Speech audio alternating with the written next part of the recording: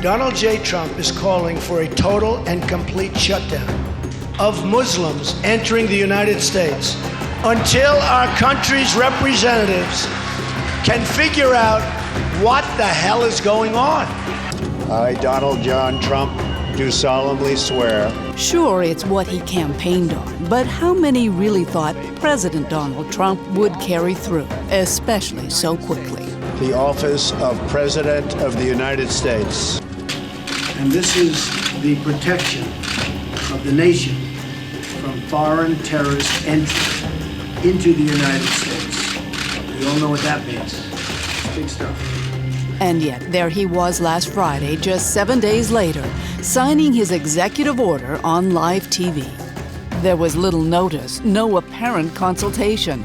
With a stroke of a pen, he closed his nation's borders to hundreds of millions of the world's citizens, most of them Muslim.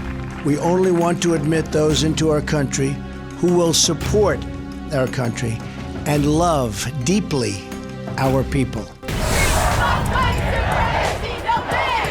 Within hours, the people erupted in response.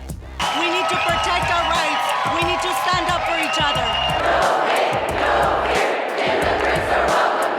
Angry not only that refugees were being barred, but visitors and immigrants too, including legal U.S. residents. The first protests were spontaneous at airports and embassies. Tell me what democracy looks like. By the next day, the rallies were organized with millions gathering in Washington, Stop resisting! Stop resisting! in New York, And they are against everything that is American. Chicago, and Los Angeles. And on Sunday afternoon in Boston, the cradle of American liberty. Is illegal, it's unconstitutional, and it chips away at the very foundation of what our democracy is all about. By now, the fight was not just about who the U.S. would let in, but what kind of a country America should be. Among the crowds in Boston was a young PhD student who came in search of that liberty. Mehdi Hashemian from Iran, here with his family for 2.5 years, concerned that among the travel ban's first victims could be his wife's mother. My mother-in-law has a valid visa and she wants to come to see my daughter. We spent 3 months just getting an appointment, and then she finally got the visa, but now that she wants to come because of the new executive order, she cannot come. And my daughter keeps asking me that I want to see grandma, why grandma is not here yet. The family has good reason to worry. From airports across the country have come stories of detentions and worse. A family of refugees from Syria stopped and deported. A scientist from Iran on his way to a dream job at Harvard refused entry. An Iraqi baby in the U.S. for emergency surgery whose parents were told they could not come. Each day, Mehdi has come to the airport to see if others with valid visas, like his mother-in-law, are getting through. So far, the news hasn't been good. According to that injunction, at least, they're supposed to allow them to board and come to Boston, but we want to know if that's not happening. That's not happening. It's hard to make sense of this. If you look at the statistics, I don't think there is any threat. And most certainly not a threat from my mother-in-law, who has been a teacher in Iran, who wants to come to the United States to see her grandchildren. It's hard getting any information. Those who seem to know the most are volunteer lawyers who started flocking to Boston's airport hours after the executive order was signed. Wendy Wayne, daughter of Jewish refugees who came to the U.S. to escape the Holocaust, has no trouble calling the order for what she thinks it is, a deliberate attack on Muslims. I'm outraged because these orders are, I believe, unconstitutional and are denying people who have been extremely vetted, very seriously vetted, repeatedly through various agencies, have been given the right to enter the United States, to live in the United States, and are, the orders that have been issued are denying them the right, if they're from one of 7 countries, Do you know that they've been stopped? Yeah, my husband with them, my husband too. Lawyers have been the foot soldiers in this battle so far. In arrival halls and airport cafes, they've documented abuses, fought to get detained travelers released. But as the weekend wore on, they upped the stakes, deciding to take their newly installed president to court. One of the first court challenges happened in Boston Saturday night. A team of immigration lawyers jumped into action, including Susan Cohen and Susan Finnegan. She got the call in the middle of a black tie gala. So I immediately just dropped everything and ran out the door without my coat. And so we left in formal attire, racing into an Uber to race over to the airport. I left a friend's birthday party with the DJ and dancing, and I was wearing a sexy little number Saturday night, and taken off my shoes and was starting to dance up a storm, and then got the call, and then immediately flew out the door saying goodbye to everybody and ran to the courthouse. For hours that night, on smartphones and tablets, in darkened offices across the city, they drafted and redrafted their petition, asking the court to override the White House ban and let stranded people in. At 1:45 Sunday morning, barely a day and a half after Trump had signed his ban, the lawyers got what they wanted, an emergency court order valid for 7 days. We were ecstatic, we were so happy that the judge had finally given us what we needed so that travelers coming into Boston Logan Airport would actually be able to enter the country. Yeah, we were very excited about it. Yeah, we were all jumping up and down. Yeah. We were very excited, but also it was really amazing to get what we had asked for. For a while, the victory seemed to make Boston's Logan Airport a safe zone, and soon the word spread. Faris al-Sanabani, a U.S. resident originally from Yemen, had been out of the country on business. Desperate to get home, he booked 5 tickets to 5 different cities, eventually routing through Boston on his lawyer's advice. And also the lawyer sent me some papers to show the officers here that they could not withdraw our green card. They cannot. This is a copy of the court order. Yeah, that's the copy of the court order. They cannot deport us. So I was ready. Fortunately, I had to put it in my back pocket. Fortunately, I didn't have to use it. But Faris was among the lucky ones saved by his green card.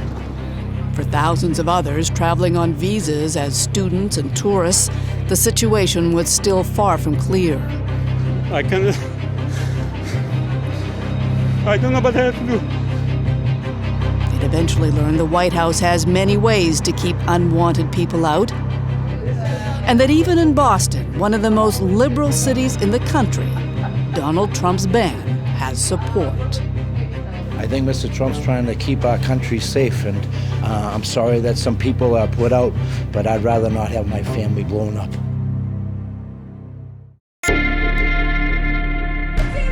This is what democracy looks like. Show me what democracy looks like. This is what democracy looks like.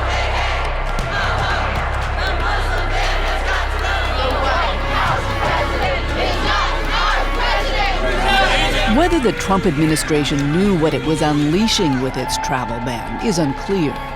What is clear is that by day 4 of the protest, the White House was feeling pressure to at least justify the president's order, even if the explanations didn't always make sense. Well, first of all, it's not a travel ban. It is extreme The president vetting. himself called it a ban. I understand. Is he confused or are you confused? No, I'm not confused. It wasn't a ban, the president's spokesman said, but an opportunity to screen more thoroughly. And then, abandoning logic altogether, he invoked Quebec City. The accused killer, not a Muslim, not a foreigner, but a born and bred Canadian.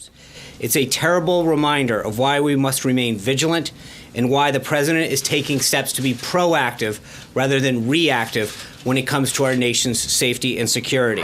Breaking news from Washington tonight. By midweek, both sides were doubling down. When she told the Justice Department not to defend his travel ban.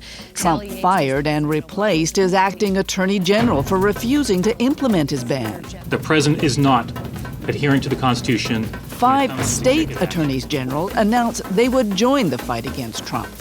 Today I am bringing legal action launching their own lawsuits against the presidential order. Against President Donald Trump. The executive order is harmful, discriminatory, and unconstitutional. Massachusetts Attorney General surrounded herself with university and corporate leaders to make the point that banning immigrants doesn't just violate human rights, it'll have economic consequences too. What the president's executive order did the other day, in addition to it being unconstitutional, it really harms the interests of Massachusetts. You see it as a Muslim ban? Maura Healey is a longtime Democrat, but says her opposition to Trump transcends party lines. What does this say to you about the state of affairs in this country today? I'm certainly worried about further executive orders coming from the president that may be unconstitutional. He didn't really consult lawyers. He didn't consult his federal agencies. He didn't consult intelligence or our defense community. That's a real concern, and I think across America, people are feeling tremendous uncertainty and fear in many instances about what actions the president and his administration might take.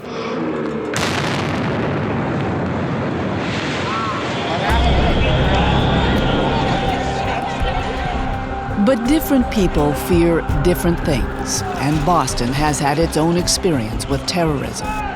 The bombs that devastated the Boston Marathon nearly 4 years ago have not been forgotten here.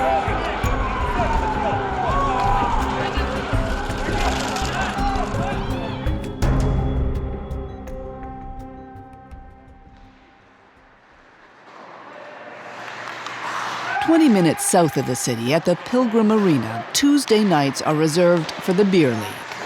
It's an honest game, not always pretty, much like the guys who play it.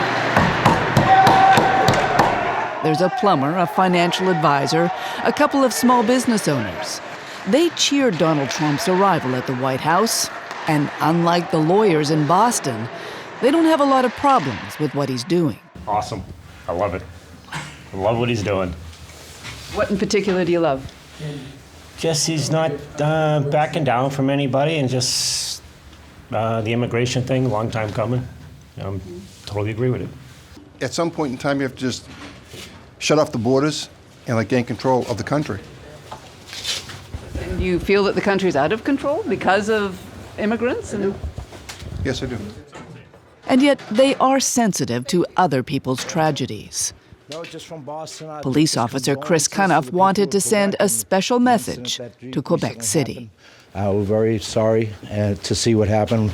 We've seen tragedy come to Boston here, and we just we know how you feel, and we're very, very sorry, and we wish our best to the people of Quebec and Canada.